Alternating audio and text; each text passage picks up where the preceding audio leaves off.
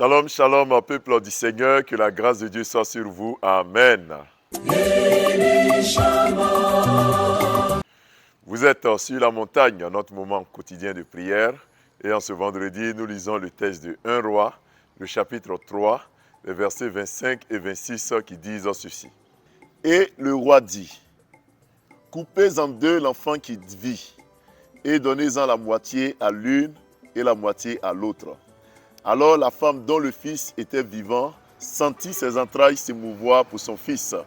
Et elle dit au roi, « Ah, mon Seigneur, donnez-lui l'enfant qui vit, et ne le faites point mourir. » Mais l'autre dit, « Il ne sera ni à moi, ni à l'autre. Coupez-le. » Amen.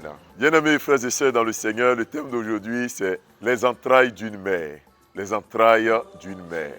Nous sommes ici en face d'une histoire vraiment très émouvante. Deux femmes, deux prostituées d'ailleurs, qui ont eu chacune un enfant.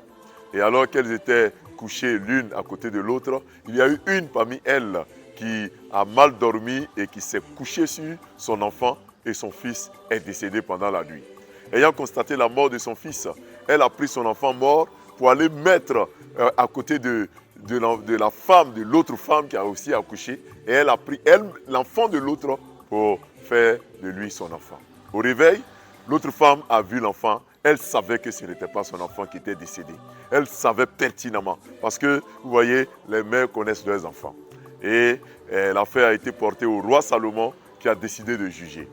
Et pour pouvoir attraper ces deux femmes, le roi Salomon a dit simplement que bon, apportez-moi une épée et coupez l'enfant en deux. Bien-aimé dans le Seigneur, au moment où le roi a pris cette décision, celle dont l'enfant était en vie a senti quelque chose dans ses entrailles. Elle a senti que son enfant allait lui être enlevé. Elle a senti toute la peine qu'elle allait endurer à cause de la mort de cet enfant. Et elle a dit au roi, non, ce n'est pas la peine de couper l'enfant en deux. D'ailleurs, si on le coupe en deux, l'enfant mourrait. C'est mieux que l'autre garde l'enfant et l'enfant serait au moins en vie. Mais celle dont l'enfant était mort a dit non, coupez-le en deux et l'enfant ne sera ni à moi ni à toi. Bien-aimés, les entrailles d'une mère. Les mères sentent et ressentent les douleurs de leurs enfants. Quelle que soit la distance, quel que soit, n'est-ce pas, le temps qu'on passe. Bien-aimés, les mères ressentent. Une mère est toujours connectée émotionnellement à ses enfants. Et c'est pour cela que lorsqu'une mère voit ses enfants dans une souffrance, elle ressent cette souffrance. Lorsque l'enfant est en joie, elle le ressent. Souvent, les gens appellent cela de la superstition. Non, ce n'est pas ça. C'est une maman qui a porté un enfant dans son ventre pendant 9 mois. L'enfant est resté dans ses mains pendant des années. Bien aimé, même si l'enfant va loin d'elle, quand l'enfant a un problème, elle le ressent. Elle le ressent dans ses entrailles. Et les entrailles d'une mère portent donc les douleurs, les souffrances. Aujourd'hui, je voudrais parler à toutes ces mères qui portent les souffrances dans leurs entrailles, dont les enfants sont en train de souffrir et qui ne peuvent pas rester tranquilles, qui ne peuvent pas dire et fermer les yeux. Quand l'enfant a un problème, la mère souffre, elle pleure, elle gémit. Et plusieurs des mères ont des enfants dans la souffrance. Elles gémissent. Tout ce qu'elles veulent, c'est que leur enfant vive, c'est que leur enfant soit sauvé. Elles ne veulent pas la mort de cet enfant. Je prie aujourd'hui que l'Éternel se souvienne de vos enfants. Vous les mères qui souffrez dans vos entrailles, que Dieu se souvienne de vos enfants. Que Dieu se souvienne de vos enfants. Que la puissance de Dieu soit sur vous et que vos enfants survivent au nom de Jésus.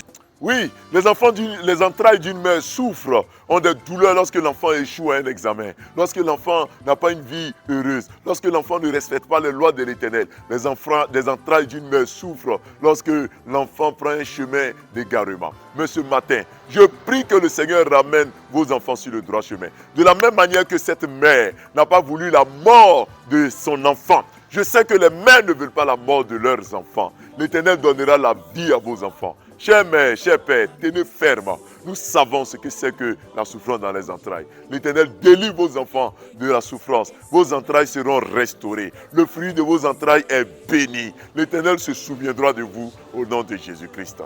Amen. Père, nous bénissons ton nom. Nous prions ce matin pour le fruit de nos entrailles.